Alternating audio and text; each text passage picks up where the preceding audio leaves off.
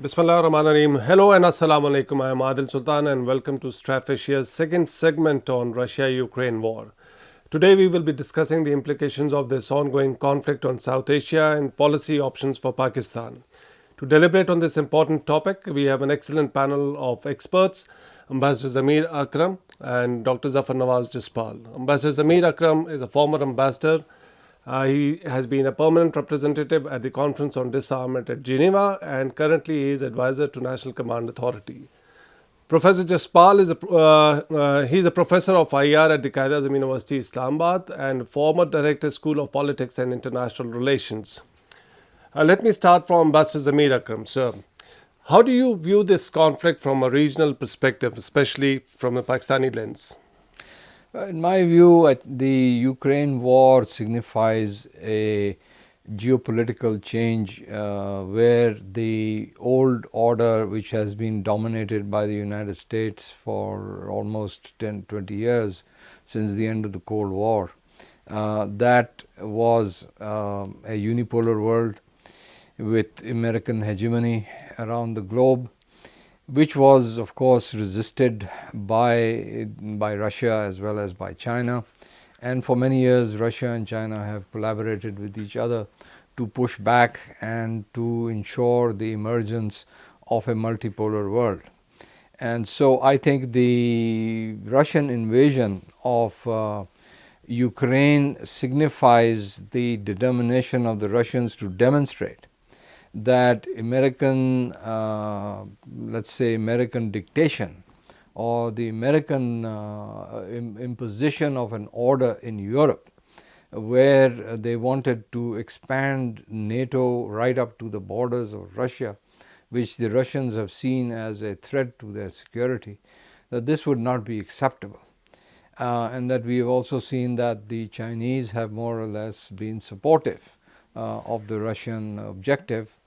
And so I view this as a transformation, a geopolitical transformation from a unipolar world to a multipolar world where the United States along with Russia and China are the three major great powers. And this obviously has an impact for Pakistan and for our region. And we need to view this in the context of our relations with the United States, which are long-standing relations, but also in terms of our relations, which are again very important, very significant, the strategic partnership, I would say, that we have always had with the Chinese, and then the opportunities that this multipolar world provides us in terms of our relations with Russia. So I think this is a much more complex international environment than it was before, but it also has a lot of opportunities, I would say, for countries like Pakistan, and we need to make use of those opportunities for our own interest and advantage. And in that, I think we should take a lesson from our neighbor India, which has demonstrated that despite being a close American ally against China in the so-called quadrilateral alliance and in the so-called Indo-Pacific, the Indians have taken full advantage of the opportunities to take forward and benefit from this Ukraine war in terms of the acquisition of cheap energy from Russia and access to Russian grain and other benefits, which unfortunately Pakistan has been slow to utilize. In fact, I know that some of our members of the cabinet have said that there is pressure from the US not to do this. So I think that we need to think very deeply about how we are going to adjust to this multipolar international environment, which is going to continue for the foreseeable future. Thank you very much. I'll come to the specifics of the policy options later. Let me have a perspective from Dr. Jaspal. The way the conflict is transforming and what we know, the Russian pullout also from one of the regions, Ukrainian occupied territory, the perception is probably Russia is being defeated, and that's the perception. So your take on how this war has turned out, or what's the present state? Look, when we start tracing in the last, since you can say February, we realized that the geopolitics, major geostrategic determinant, is back. In this context, when we are looking and keeping in mind your question, in the Ukraine, asymmetrical warfare has started. And in this asymmetrical warfare, the Ukrainians have three advantages. There is a popular sport, there is their own homeland, and they prepared themselves for that kind of a war since 2014. In 2014, when Crimea was annexed, they were unprepared, and now they were prepared. And the third advantage of them is that Western powers, NATO countries, continue support. And we are expecting that this support will further increase. Maybe the Americans, this lame duck, Congress is going to provide them a more assistance or approve the bill. So, keeping in mind, we have to take into account that Russians are facing a big challenge, because in the asymmetrical warfare in the recent history, we have seen the moment it entered into a phase or gain a longevity, the invading forces started feeling heat. For instance, in the Afghan two wars, for instance, in the Iraq, Operation Iraqi Freedom, and even before that, Vietnam. So, for the big powers, is that how it can maintain. So, this is also a reflection that the Russians' invasion, or especially in this provincial capital from where they retreated, it indicates that the local support was not there for them. That's why they were facing the logistic. But at the same time, in this context, even this war prolonged for 1 year or for 2 years, definitely Russia is a big power. Sooner they are not retreating. But the Pakistani representative very excellently he raised this issue, I think on the 30th October in the UN General Assembly, that we should not focus what is the cause, we should focus how to start a dialogue which end this conflict, and then we will try to see what else. I think it was a very good initiative, but the Western powers, interestingly, they are not ready to start the dialogue with the Russians or compel the Ukrainian and Russians or bring them on the table.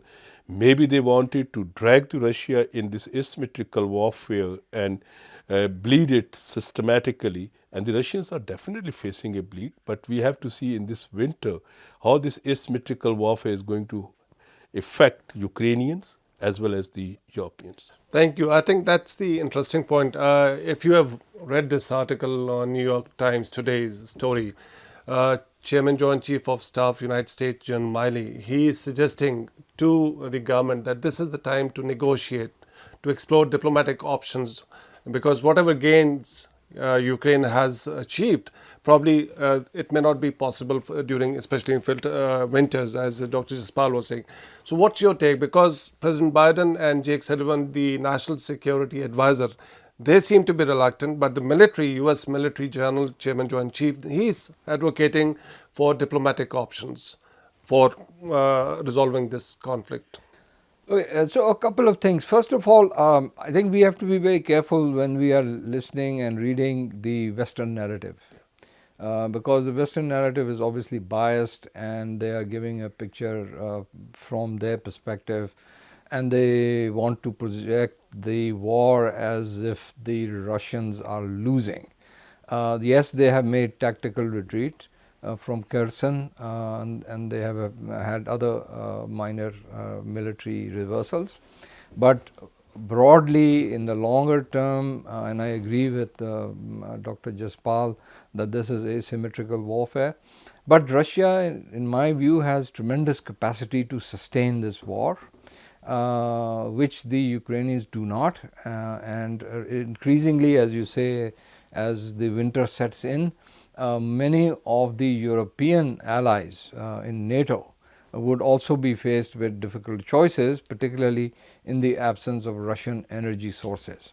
So it's going to be a very difficult time that both sides will face. But I think that the idea that Russians are going to collapse because of these minor reversals in Ukraine is an overestimation of that situation. Now, as far as I have seen this report that you are referring to, but the problem is not, and I think that the chairman joint chief has made the correct assessment from a military point of view. But the question is, what is the objective of the American government in a political sense? And I don't see that the US administration of President Biden is ready at this time to engage in a dialogue to end this war. There is no question that the focus should not be on what is happening or how it has happened. The focus should be, as Mr. Henry Kissinger himself has said, we have to look at how is this going to end. But so far, the US administration and some of its Western allies, NATO allies, and particularly the leadership of Ukraine, is not ready to look at how this is going to end.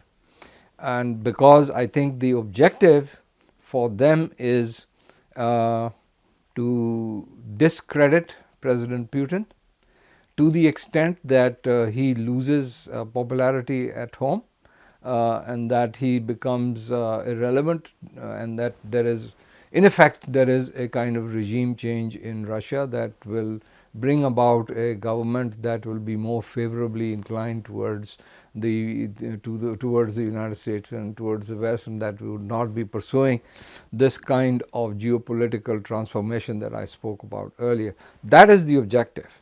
Because if the objective was to end the war, I think the terms and conditions can be very easily agreed. I don't think there is a real problem, because for the Russians, the main issue is a commitment that Ukraine will not become a member of NATO, number one, and number two, that the ethnic Russians that are in the Donbas region, adjoining the Russian territory, that their rights would be respected. And that was a part of the Minsk agreement anyway. And so all they need to do is go back to the implementation of the Minsk agreement. That's the solution. But I don't think that the West is ready to come to that point at this time.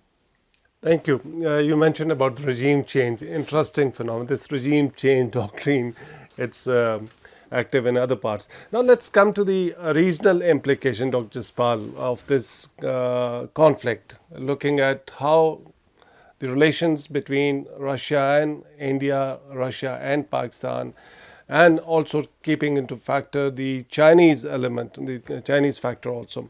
How do you see the long-term, short-term implications of this conflict on this region? If you permit me one sentence on the previous, to add what the Ambassador Zamir rightly pointed out.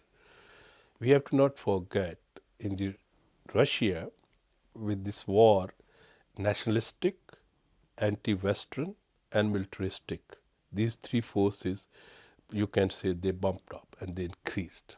And in this context, we have to also not forget, even the American scholars, they are writing that this conflict basis started from the 2008 Bucharest NATO summit, when they decided to, you can say, expand the NATO further, and Russia captured two provinces of Georgia. Russia didn't capture the entire Georgia. Same is, it seems, in the case of Ukraine. These Russian regions or the Orthodox Christian areas, Russia will try to sustain those, and rest Ukraine, maybe it's not its interest. And in this context, now when we are coming towards the South Asia, the most important thing is what we call it, let's say, the regional and global alliances era has been restarted. This is first point. And the second in this context is that Russia is enjoying today with India and with Pakistan a good diplomatic connectivity or relations.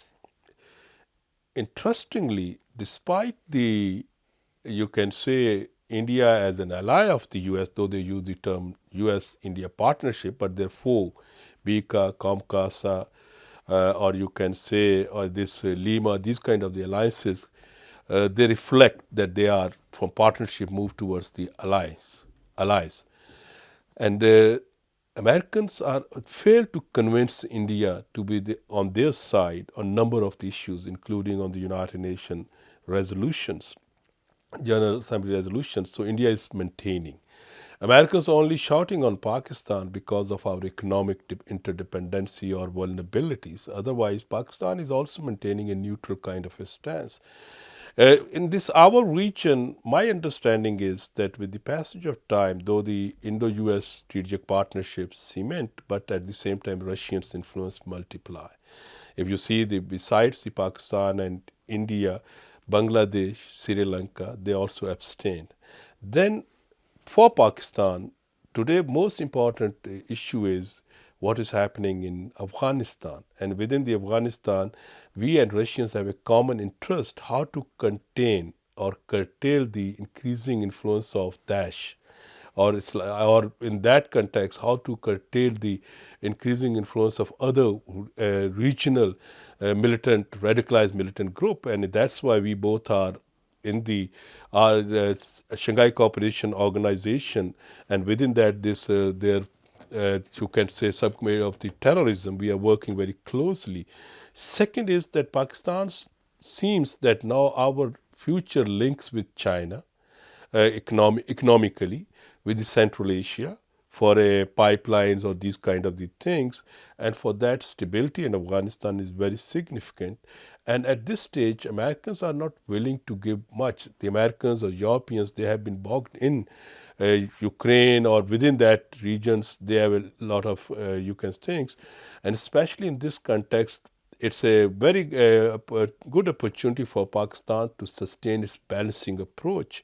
Of course, in the Western literature, in the Western influenced opinion makers in Pakistan, because we have seen that in the last 75 years, our outlook was westernized.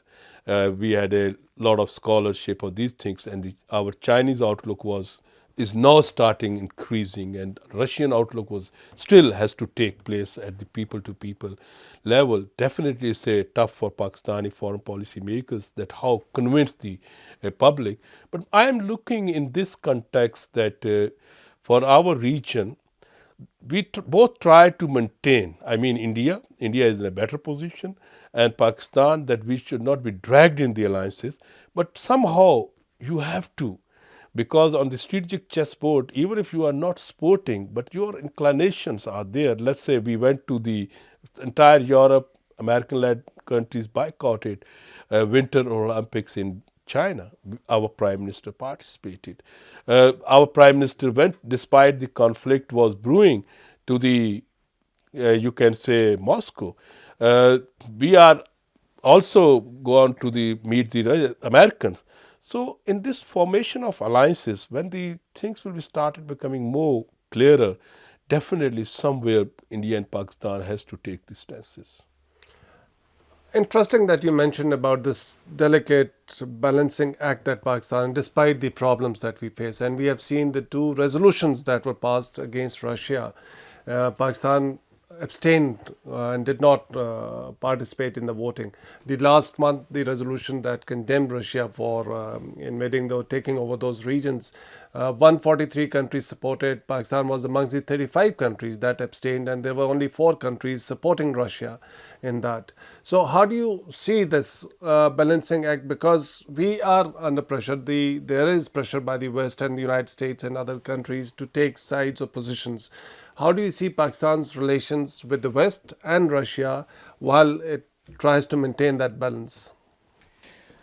So, I think that we can continue to maintain a balanced relationship with the West in general and with the Russia and it depends on specifics. When it comes to the issue of, say, the violation of the UN Charter or the concept of violating the sovereignty and territorial integrity of a country, on that position, we are very clear that we do not support what the Russians have done. But at the same time, we also make the point that Russia has its security interests, and that those security interests should be respected. And then finally, we also make the point that this is a war that needs to come to a conclusion on the basis of respecting the security interests of the Ukrainians as well as those of the Russians, and there is a way to do that. So I think that in that sense, Pakistan can continue to pursue a balanced position when it comes to the overall legal, moral, political aspects of this conflict. Now, moving forward, in terms of our geopolitical interests, that I'll come back to what I said right at the beginning, that I think because of the way the world has now changed, it's not just changing, it has changed, and there is a multipolar world. And so we need to look at this multipolar world in the context of our own geopolitical interests. And I look at it first and foremost from our own neighborhood, in our region. And as Dr. Jaspal has said, I think that when it, say, for instance, comes to our security environment vis-a-vis Afghanistan, the instability in Afghanistan there is a source of concern for Pakistan, as it is for the other countries in our neighborhood, and that includes China, it includes Russia, it includes Iran and the Central Asian republics. So there is a natural commonality of interests and a convergence of interests between these countries that we help return Afghanistan to a point of stability. And secondly, as a result of that return to stability, we can build on regional connectivity, which again is a geostrategic importance to all the countries that I just mentioned. And so I think in this context we need to continue on that path. As you have seen, before the US withdrawal, Pakistan, China, Iran and Russia in particular, but also the Central Asian republics, were engaged in efforts to help ensure a reasonably peaceful transition, avoid the revival of a civil war in Afghanistan, which has been achieved. Now the question is, how are we going to help jointly and individually the Taliban stabilize their country? And I don't think the US and the Western countries are as interested in that as we are, because our direct interests are involved here. On the other hand, the US has frozen Afghan assets, it has denied any kind of assistance, and at the same time, the terrorist organizations such as ISK are creating problems for everybody, and in the long run will also create problems for the US. So I would even argue that the US has an interest in helping the Taliban overcome this problem. That's one thing. The other thing is, how are we going to deal with India? In India, of course, there is a divergence in approach between Pakistan, China, and on the one hand, and Russia. Russia obviously sees India as an old-time partner, ally, and they want to maintain a good relationship with the Indians.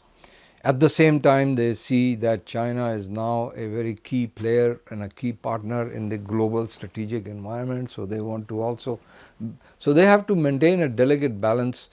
Moscow has to maintain a delicate balance between New Delhi and Beijing. Okay.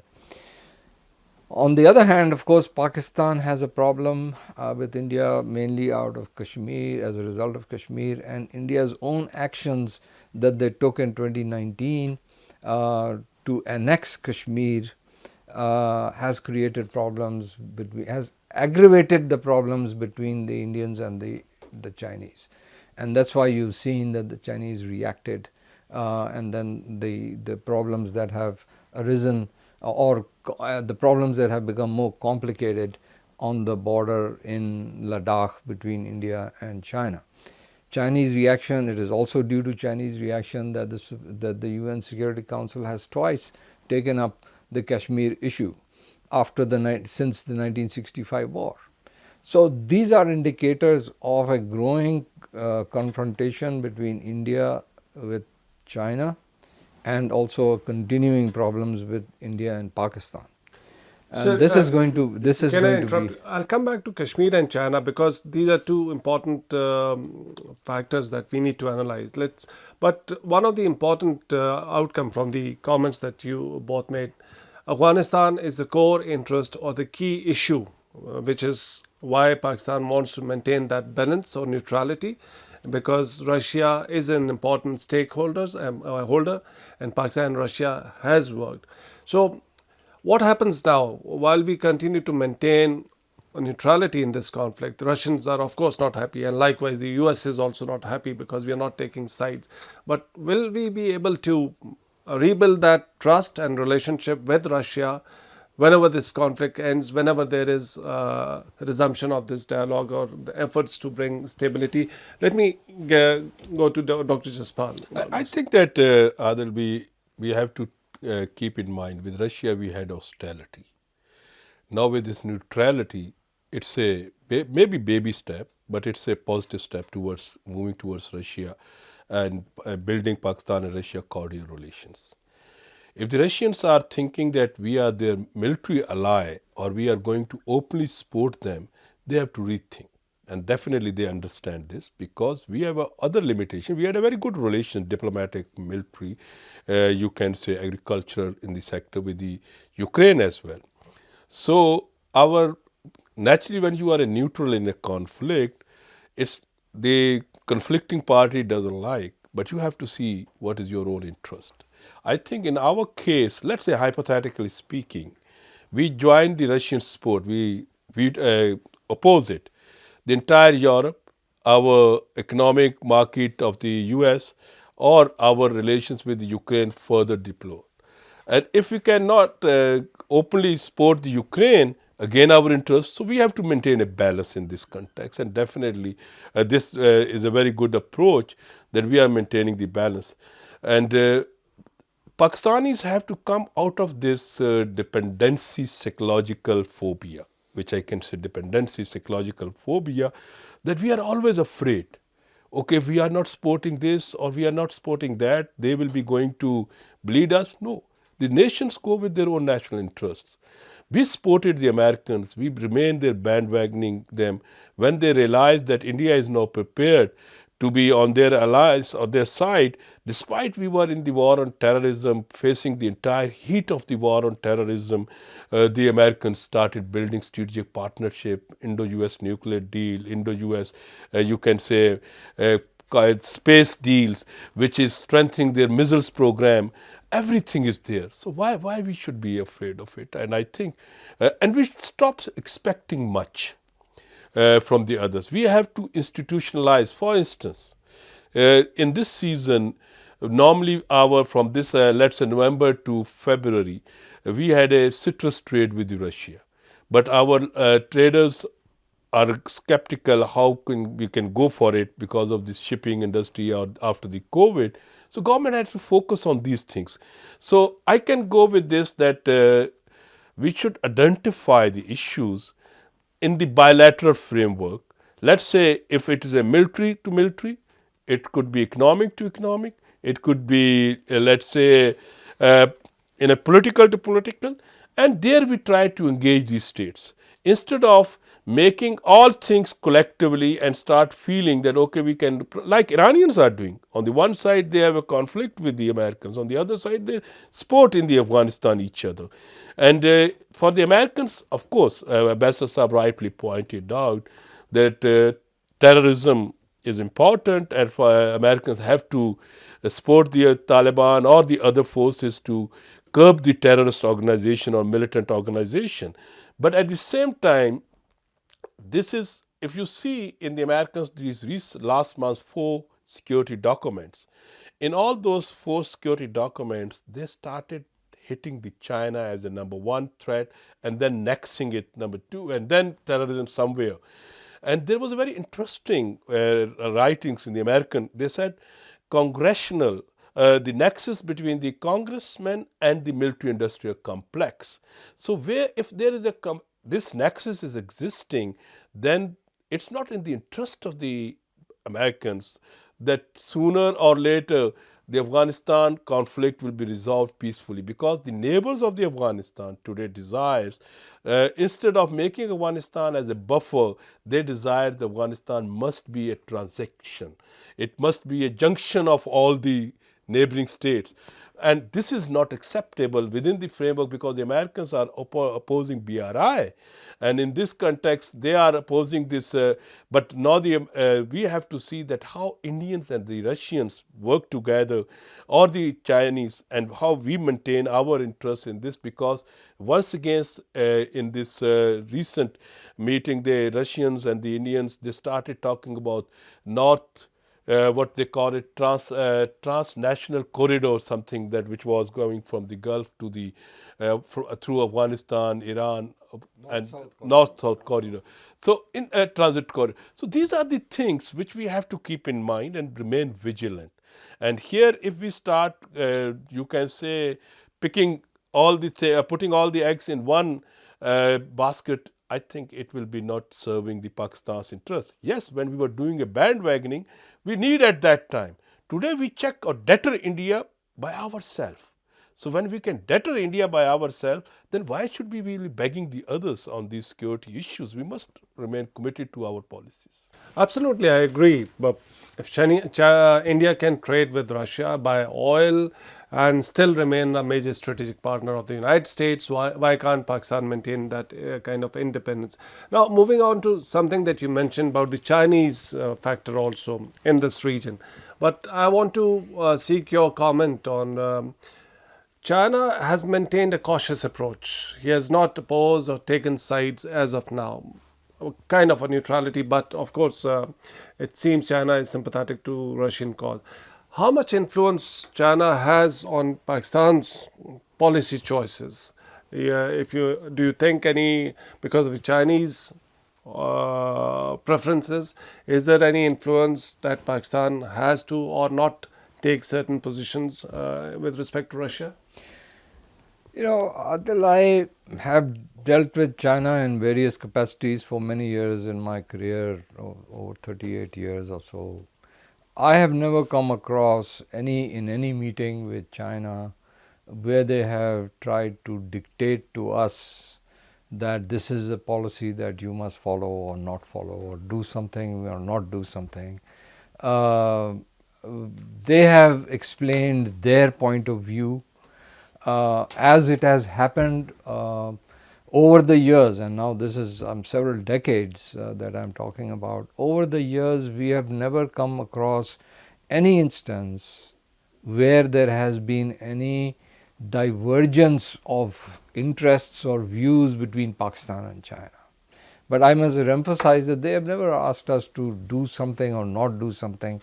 They have never interfered in our internal politics, and certainly in our external relations. They have always tried to, at best I can remember, they only gave, when at one instance I remember they only made this point, that, and from their own experience, and this was not even, they didn't even identify that they were talking about Kashmir, but it was left to us to judge for ourselves. The only thing they said was that in our experience, in the Chinese experience, we had a lot of hostility with the Soviet Union, and over the years we had this territorial dispute with the Soviet Union, and then we decided to keep this issue aside while we focused on our economic military development.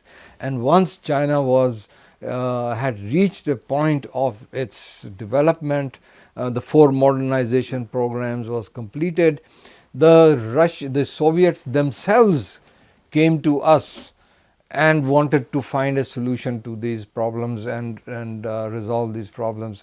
Now, what they were saying to us is that you have a problem with India, focus on developing your capacity, and then once you are strong enough, the Indians will be willing to agree to find a solution. That was their way of saying, but they never said, that they did not really point. So this is one thing, this is a very important thing that we need to realize in terms of how the Chinese conduct their diplomacy with everybody, not just Pakistan, and Pakistan particularly so because of our convergence of our relations with that country. So this is growing. I mean, as time has gone, the convergence has actually increased. And to the question that how do we deal economically, that the point that we were talking earlier with Dr. Jaspal's input, I just want to say that, look, we have to change our mindset. I totally agree that we have this Western mindset, and by it is not just we as a nation, but our ruling elite have this Western mindset, and we are always worried about, we are always looking over our shoulder and worried that if we do whatever we do, it should not upset the West, or it should not, and specifically it should not upset the United States. That is not a consideration, for instance, in India, because the Indian ruling elite are totally focused on their national interest. They don't worry about how is it going to look to whatever they do, how is it going to look in Washington or London or Paris. What they are concerned is how does it look in New Delhi. And that's why they have that capacity to do what they think is right. Yes, India is a big country, it's powerful and all those kind of things, and it is in a position geopolitically that it can manipulate the West.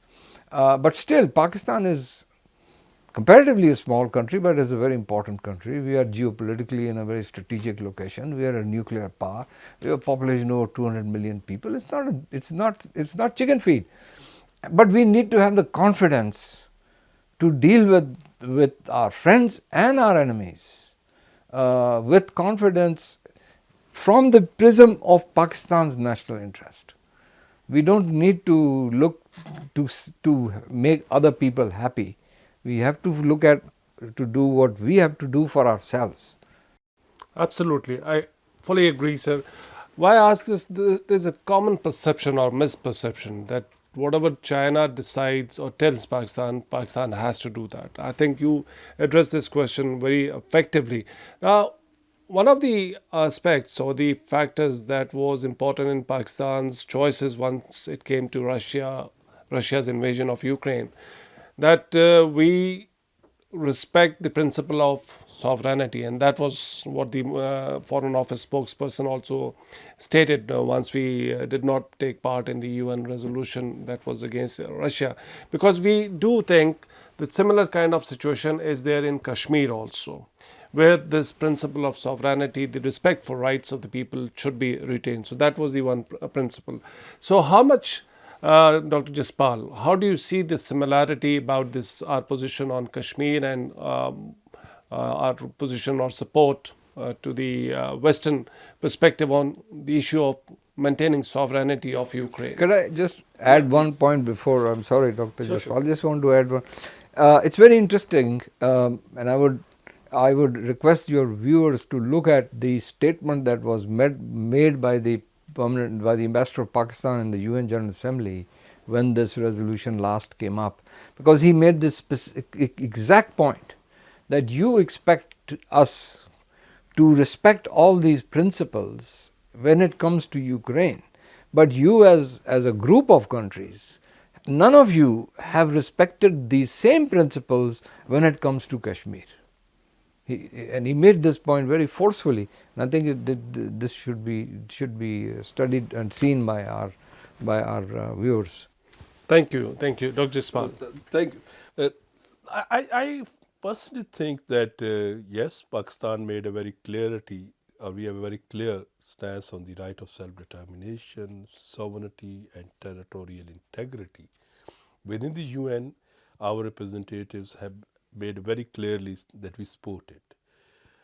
Abstaining from the resolution, it also confirms, because we didn't vote against the resolution. If we voted against the resolution, then we were not respecting these principles. Abstaining means that we were, in principle, we are respecting these, you can say, principles. At the same time, we were also looking in this context that how there were genuine issues of the other side, they were not addressed. Because the co-sponsors of the resolution, according to our representative there, that we try to convince them that you can bring other things and try to focus on the starting of a dialogue to ensure their, you can say, integrity instead of, and they were not, it seems that they are, if they are not supporting the dialogue which we are recommending, or some peaceful way to end the conflict, that reflects that the sponsors of this resolution theoretically and practically wants to, you can say, continue this asymmetrical warfare to bleed the Russians economically, politically, or image-wise. Why should we be part of that kind of a thing? If they are sincere, then definitely they have to take into account. Second comes this Kashmir issue. Kashmir, we have to make a distinction between these two issues. Russia invaded, or Russia say that I'm conducting a military operation there, and now the world is talking about it. Kashmir is unfinished agenda. It is the, India went to the UN. India agreed for the United Nations Security Council resolution, and we also agreed. And then in these last 75 or 74 years, we have been begging everyone for the implementation or execution. Why West is silent over it? In fact, as now I can concur what the Ambassador Sir very rightly pointed out, that if they are not supporting the Kashmir, it means that they are not supporting the principles. But at least we are abstained, we support this principle. So my taking is there. And secondly, in the realpolitik, we have to be very careful. These principles are not respected.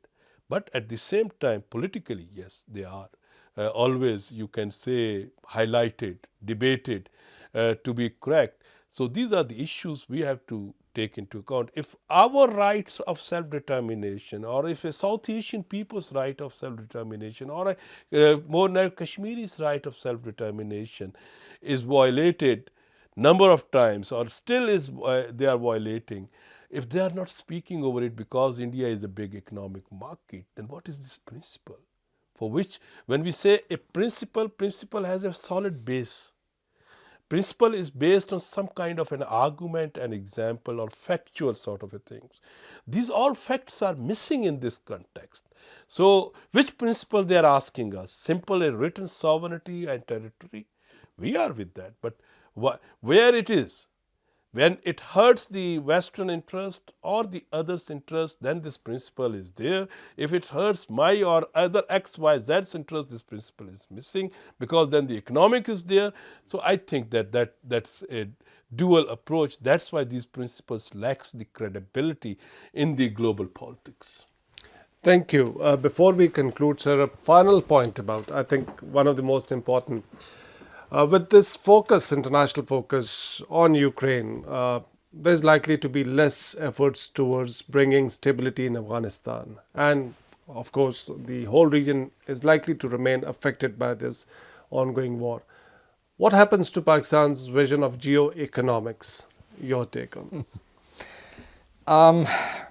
Look, I always believed, okay, we've talked, there's been a lot of talk about geoeconomics in Pakistan. And I was involved in that process when I had a small role in when we were formulating this national security strategy or policy. I believe, as a student of international relations, that there can be no distinction or segregation, compartmentalization between geopolitics and geoeconomics. Okay? Because if you look at the reality, it's all about geopolitics, and economic relations are a part of that framework. In other words, if you have a problem, or if there is a dispute, say for instance, for political reasons or strategic reasons between two countries, they will not be able to to trade actually. I mean, look at India and Pakistan. We may have all the opportunities for trade and economic ties, but why hasn't that been possible? Because of the geopolitical problems. So I think that you have to put, even as we pursue our geo-economic agenda, and it's a good thing that we need to shift from our focus on purely political strategic issues to looking at how we can enlarge our economic relationships around the world. That is a very positive thing to do. But I think that we should begin by focusing on those opportunities that seem to be able to bring us dividends in return. In other words, we need to be focusing on those areas with which, or countries with which, our geopolitical relationship is already on a positive trajectory. That means let's focus on our relationship with China. And that makes eminent sense, because realistically China for several decades now has been the engine for global growth, and it will continue to be, and that despite what is being said about the slowdown and despite what is being said about the COVID impact and all those kind of things, the fact still remains that China's growth rate is the fastest in anywhere in the world.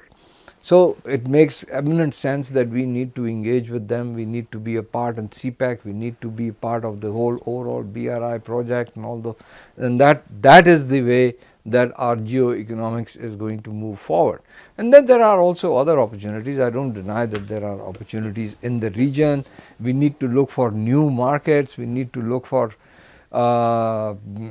strengthening our relations with our existing trading partners. The United States with EU and all the others are also there.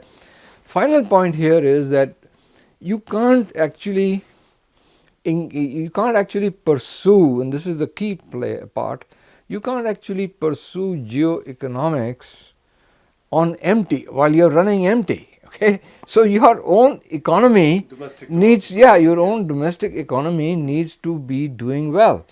Now unfortunately the situation is that your economy is in a tailspin, it's actually contracting, and the worst part of it is that a lot of the, let alone foreign direct investment coming into our economy, people who have already invested in Pakistan are moving out of Pakistan because of the political instability in the country right now.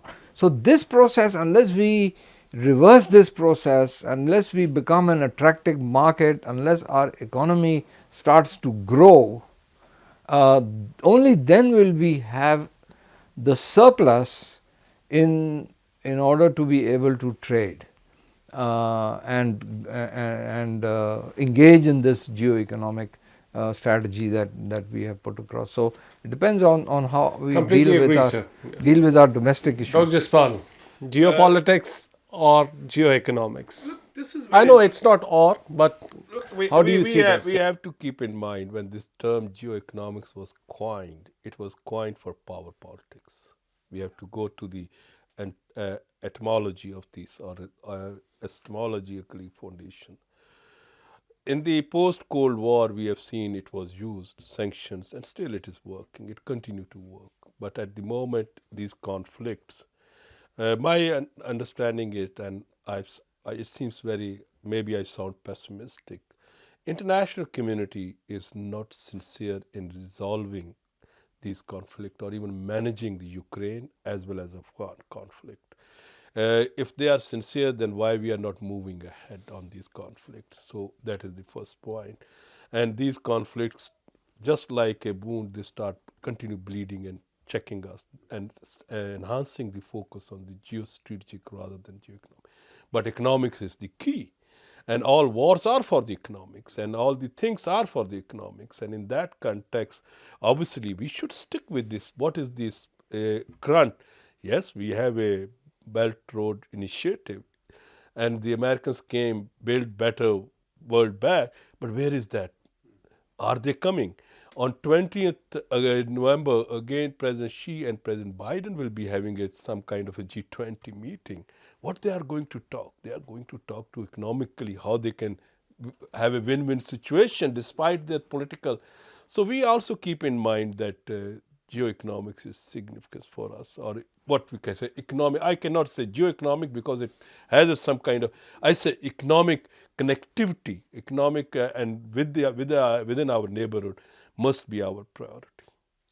Thank you very much. I think this was a useful conclusion because Ukraine war or Russia-Ukraine war has brought out this important lesson for Pakistan that in the end, geopolitics is important. Unless you have that stable neighborhood, your geoeconomics goals cannot be attained. And especially as Ambassador Zamir Akram also said, an important ingredient is how to stabilize your domestic economics. Three, I think, key takeaways from the discussion. The own interests. All states have to cater for their own interest, and Pakistan should also cater for its own interest, and the decisions that it makes should address those. The second is about Afghanistan is a core issue. Unless Afghanistan, there is stability, and the stability is in the benefit of the region, and it's also for the entire world also. So for Afghanistan, we have to work with our neighboring countries, especially Russia, which is a major part, and other countries, and United States also. So we have that interest, that commonality of interest with Russia, that we would want to work on that. Finally, the principle of sovereignty. If it is applicable to other regions, other countries, it should also be applicable to this part of the world where Kashmir is festering for the last many years, and there is no attention on it. With this, I would thank my panelists, Ambassador Zamir Akram, Dr. Zafar, Nawaz, Jaspal. Thank you for sparing time and sharing your views on this important thing. Thank you very much, and Khuda Hafiz.